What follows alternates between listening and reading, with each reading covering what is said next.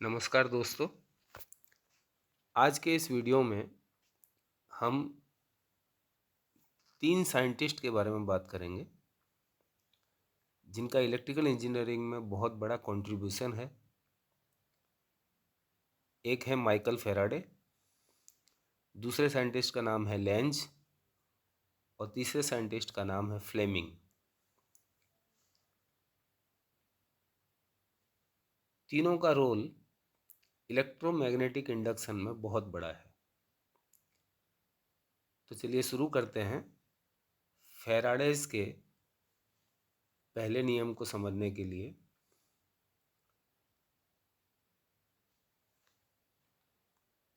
What is electromagnetic induction? The phenomena by which an EMF is induced in a circuit and hence current flows when the circuit is closed.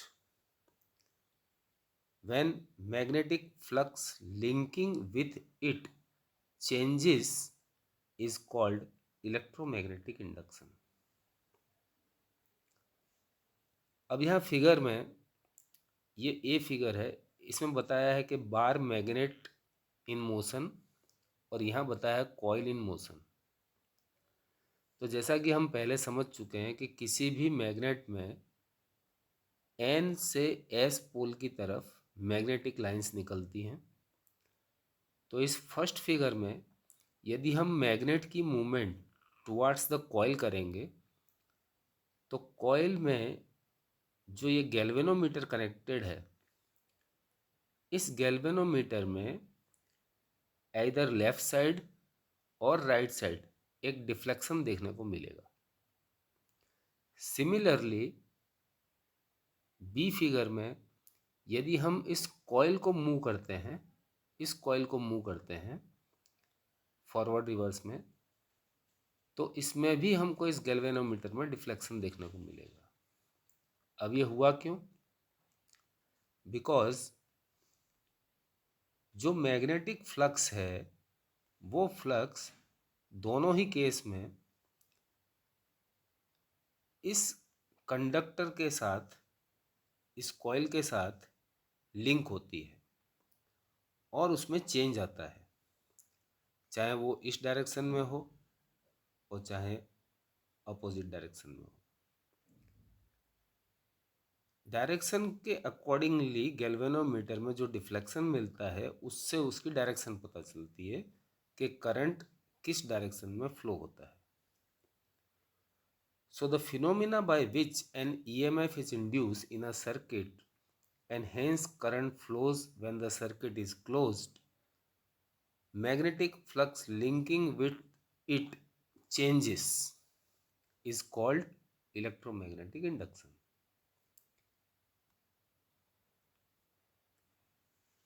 तो Faraday ने क्या बोला? Faraday summed up conclusion of his experiments regarding electromagnetic induction into two laws. दो law दिए उन्होंने जिनको Faraday's law of electromagnetic induction के नाम से जाना जाता है। फर्स्ट लॉ क्या है? He says whenever a conductor cut across the magnetic field an EMF is induced in the conductor, or whenever the magnetic flux linking with it any circuit or coil changes, an EMF is induced in that circuit. तो जो पहले हमने figure में देखा उसी बात को Faraday's ने दो स्टेटमेंट में बताया। एदर मैग्नेटिक फील्ड और कंडक्टर किसी में भी मूवमेंट करने से कंडक्टर में इंड्यूस EMF डेवलप होता है and this is called electromagnetic induction. Second law Faraday ने क्या बताया? This law states that the magnitude of induced EMF in a coil is directly proportional to the rate of change of flux linkage. Suppose n is the number of turns and change in flux is phi 2 minus phi 1 and t is the time, then EMF is proportional to n phi 2 minus phi 1 upon t. इसी को यदि हम differential form में लिखें तो वो होता है E is equal to N d phi by d t volt. This induce EMF is nothing but the voltage induced in that conductor or the coil.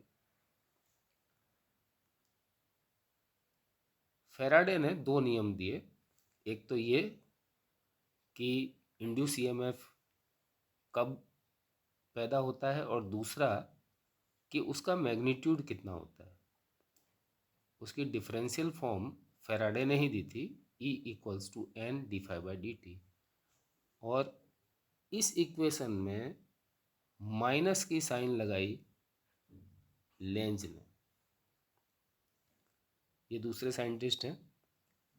इन्होंने क्या बोला, a minus sign is given to the right hand side expression which indicates the EMF is induced in such a direction which opposes the cause change in flux that produces it according to Lenz's law. जिसकी वजह से ये EMF induce हुआ, ये EMF उसी cause के just opposite होता है.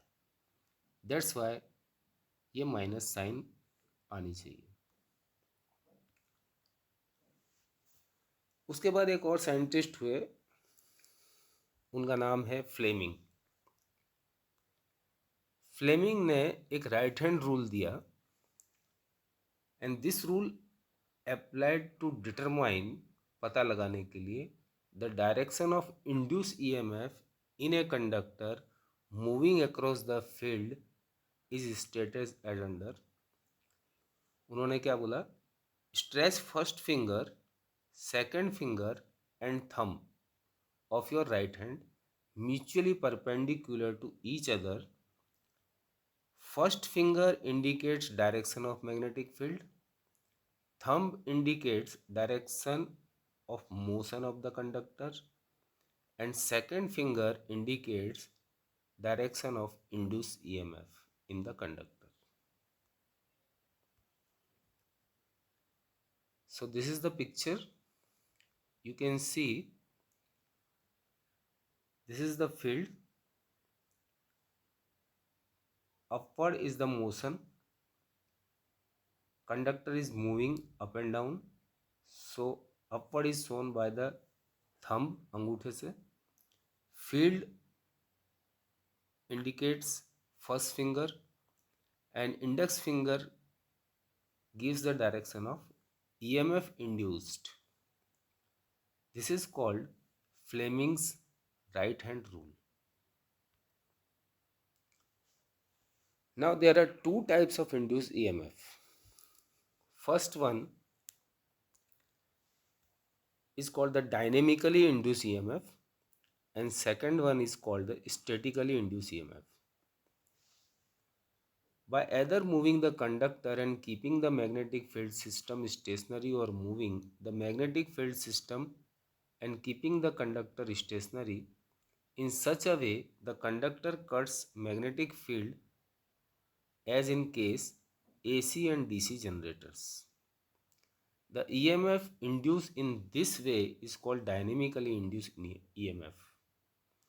तो DC और AC जनरेटर्स में जो EMF इंड्यूस होता है वो इंड्यूस होता है dynamically, because there is a motion of field और द कंडक्टर, किसी भी एक की.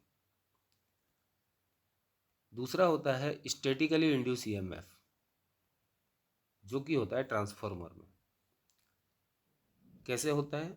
Bye changing the flux linking by coil और conductor without moving either coil or field system. However, the change of flux produced by the system linking with the coil is obtained by changing the current in the field system or solenoid as in transformer. The EMF induced in this way is called statically induced EMF. So electrical machines में चाहे DC generator हो, चाहे AC generator हो, चाहे synchronous machine हो, चाहे synchronous motor हो, और चाहे ट्रांसफार्मर हो, they all are working on the principle of electromagnetic induction, either dynamically induced EMF or statically induced EMF. Now we will see the mathematical expression for the dynamically induced EMF. Considering a conductor of length L meter placed in magnetic field of flux density B Weber per meter square. ये N पोल है, ये S पोल है, और ये जो flux N से S की तरफ जा रही है उसकी डेंसिटी है B, is moving at right angle to the field. और ये जो कंडक्टर है वो राइट एंगल पे मूव हो रहा है with a velocity v metre per second as shown in A. Let the conductor be moved through a small distance dx. माना कि कंडक्टर dx जितना मूव होता है in time dt second as shown in figure B. Okay, तो area swept by the conductor is dx. Okay,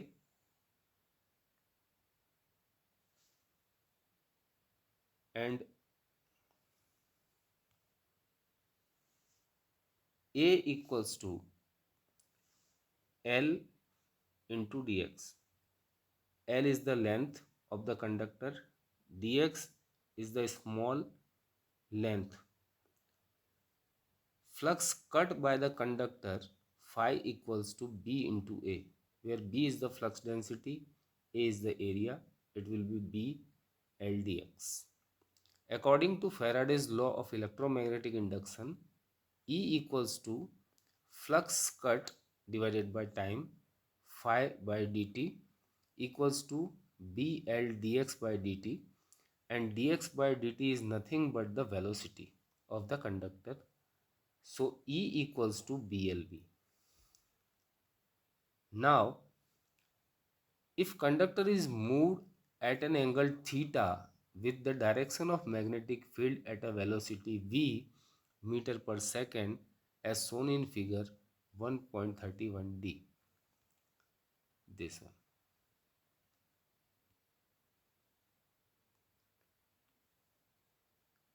अब क्या बोल रहा है कि अगर conductor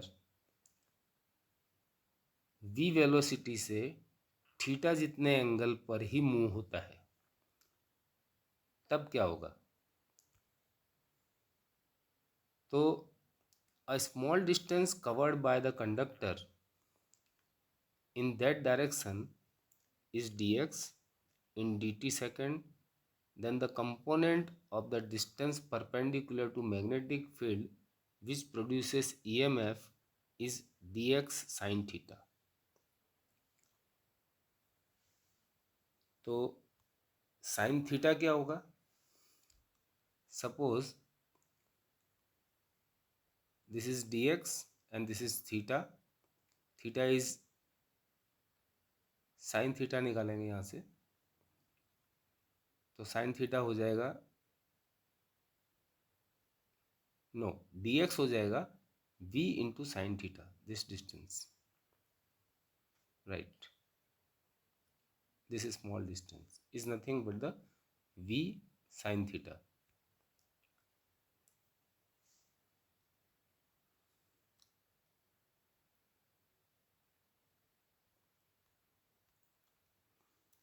Then the component of distance perpendicular to the magnetic field which produces EMF is dx sin theta.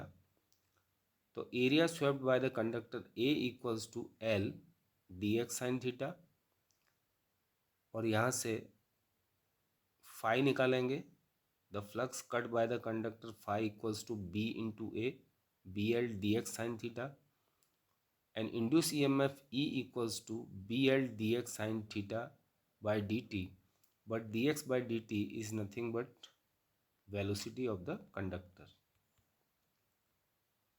so it will become BLV sin theta. तो ये एक स्मॉल एंगल के मूवमेंट के लिए है. इससे हम किसी भी एंगल पर, मतलब एक छोटी सी मूवमेंट पर भी उसमें कितना ईएमएफ इंड्यूस हो रहा है उसको निकाल सकते हैं. इसे कहेंगे डायनेमिकली इंड्यूस ईएमएफ, बिकॉज इसमें कंडक्टर की मूवमेंट हो रही है. तो आशा करते हैं कि आपको समझ में आया होगा. So thanks for watching this video.